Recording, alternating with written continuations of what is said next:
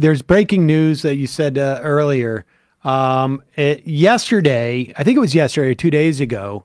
It was yesterday. Sidney Powell, who is Donald Trump's one of the truest believers that, the Germans had infiltrated the voting systems and they were washing the votes in a server and, a secret. Chavez came back from the dead. And Hugo Chavez was. Zombie Chavez was manipulating the votes in Georgia. He was with Elvis Presley and they were trying to figure out she pled guilty yesterday, and now Chesbro, who was the supposed architect of the fake electors plot around the country, and this is in the the Georgia case, has struck a plea deal.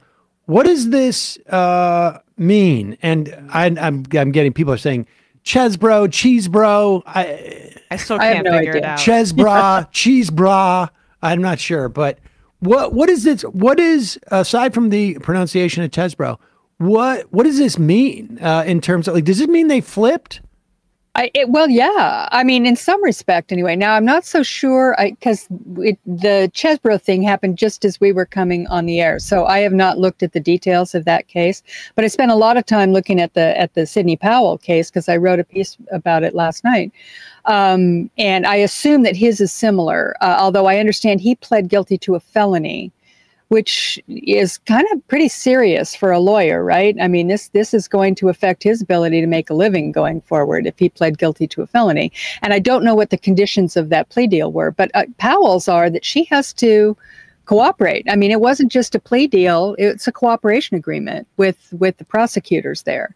What's unclear is whether or not the deal was specifically tailored, her cooperation deal is specifically tailored for that Coffee County case, which if people have been following this, that's the case in Georgia where they had the local people there. They went in and basically seized the voting machines and were going to manipulate the data in there, and it's all on tape. And that the person who was involved in that and was a liaison with the White House and with the Trump campaign was the brother-in-law of David Bossie, of all things. David Bossie, the big Republican operative.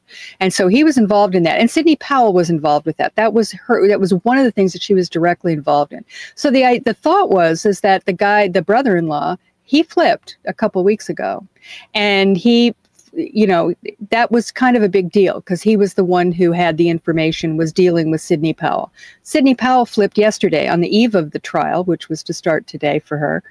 And we don't know yet whether that specifically is what she's going to cooperate on or whether or not she is going to be required to cooperate and tell what she knows in the other trials. Donald Trump, Rudy Giuliani, she was involved with all of these people, Jenna Ellis, that were part of the fake elector scheme and the coup plotting in general. Now, she was there. She was in that notorious December 18th meeting where they were talking about having the military go in and seize the voting machines.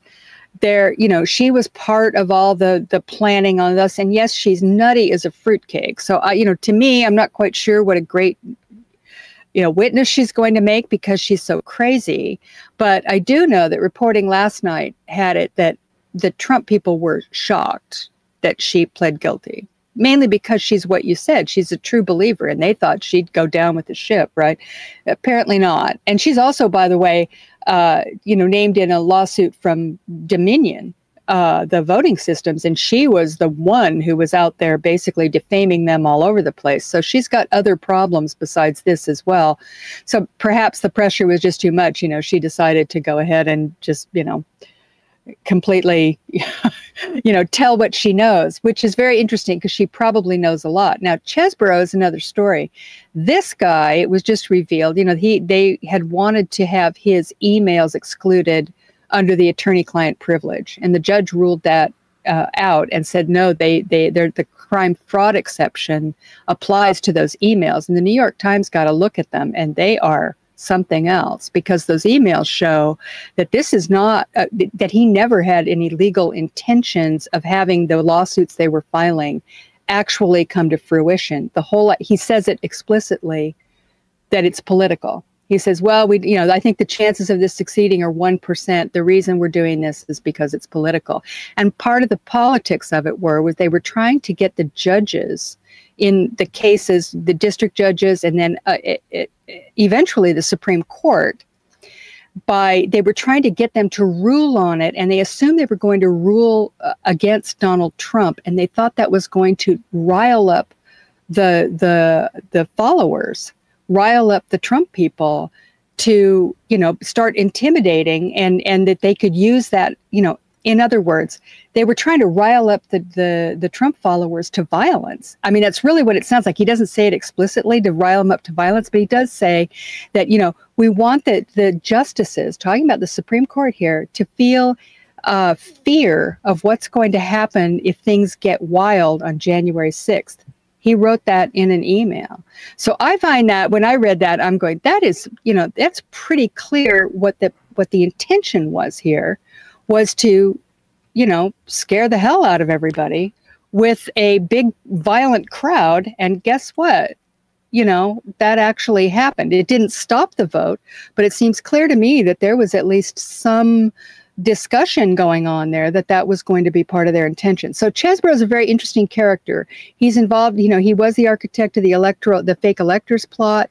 He was involved in all this stuff with Eastman and how they were obviously how they were plotting what what they were trying to do with the courts in there. And the idea, and I think how this affects Trump is that his defense that he's been planning, which was that he was just listening to the lawyers and they were just giving him advice, whatever, that's out the window. He can't really claim that, because if they're sitting there talking that this is all politics, that's not legal advice. That's political advice, and it's a whole different thing. And that's what he was listening for. So very interesting stuff that's happening. I got to think, if I'm Rudy Giuliani right now, I'm calling up Bernie Carrick and I'm like, so what's the best exercise for me to do in the yard at this point? And trying to figure out, how he's going to live through whatever prison sentence he's going to get, or he's going to start, he's going to look and see that Trump has not raised enough money for him to have a legal defense. And, Giuliani, it seems to me, is sort of like at the top of those advisors, right? I mean, he was the main advisor. And so, I would imagine that's the way they're building up through this to get to Giuliani. I don't know that Donald Trump's ever going to get in prison, but it does feel like he's going to be on appeal during the election, and every one of his sort of the people that was around him and advising him are going to be either in jail or about to go to jail. I mean, in some respects too, this thing that the whole attempt where the legal stuff was really just a way of creating a political context seems like what Trump's doing with this whole with everything now, where it's like, he's not, his defense is get people so aggrieved on my behalf that I get elected president. And I mean, we're a year out. A lot of things can change in terms of the polls, but it's not encouraging. And,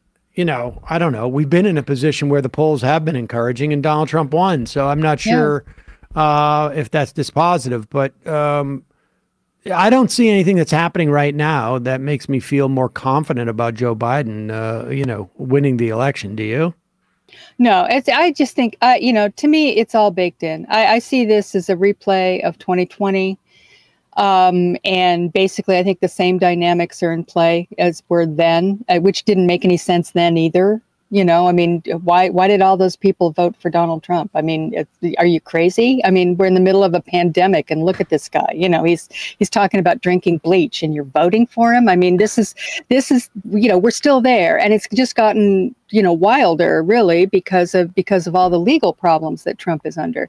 And let's not forget, and I just want to mention this because it struck me as so funny. Of all the stuff that's going on, and he's screaming and yelling, he's under a gag order in the January 6th case. He's got all kinds of problems. The only case he really cares about at this moment is the New York fraud case. He is beside himself. If you read his Truth Social feed, I mean, he can't stop talking about it. Letitia James, she's a racist and blah, blah, blah, going on, because it really upsets him more than anything else. The fact that, I mean, he's under 91 indictments. And the one thing that really bugs him is that there's a case up there saying he's not as rich as he says he is. That is what has him completely overwhelmed. It also could really fundamentally undermine his ability to make money, right? I mean, the sanctions are going to be taken out on Trump Inc. And that's the, you know, he could go to jail theoretically in those other cases. But being president would probably, you know, would give him an opportunity to sort of like to fix those things or not go to jail. But it doesn't look like he can save that company, because he's not necessarily like personally liable or you know, in some measure or something. I don't know. I think that has, I don't think it's just a matter of pride. I think he's also like realizes for sure. Oh, he could lose. There's a lot on the line there. I mean, he's got some very, very valuable properties in New York that are, you know, up for grabs here that could easily be taken from him, that he could have to, you know, on some level, he could have to, you know, give up, not to mention this huge fine that could, you know, $250 million. I mean, that's real money even to Donald Trump, and especially to Donald Trump, because he's not as rich as he says he is. And, you know, there's a reason why he's showing up at the courthouse there. He wants, of course, he wants the attention, which one of the things that really cracked me up that he did was he showed up at the courthouse, and then, you know, nobody was paying any attention because Joe Biden was going to the Middle East to, you know, in the middle of a war zone. And he actually Truth Socialed, or whatever they call it. He posted, you know, well, you know, just despite my appearance here today, they're not paying any attention. All they can do is watch Joe Biden head to the Middle East, you know, like he's, you know, it's such a joke. And then the next day they said, well, you know, he's complaining that I have to be here instead of being on the campaign trail. And then 2 minutes later, they said, well, are you coming tomorrow? And he goes, well, no, there's a big golf tournament in Doral. I'm going to be there. So, you know, I mean, the guy is just so out there, and he is worse than he was before. He really is. I mean, he's a lot worse than he was before. And yet I don't think it will make any difference. I think we're exactly where we were on the day, you know, before the election in 2020. And that's what we're going to have to fight through again. And it's going to be even more disgusting than it was at the time. So, you know, that's where we're at. Well, I couldn't agree more. It's going to be a rough another 13 months or so. Heather Parton, we will be checking in with you some regularity over the course of those 13 months. I'll be here. Folks, obviously, salon.com. We'll link to that and to Hullabaloo. Digby, thanks so much for your time today. Thanks for having me. It was great to see you guys. Thanks, Heather.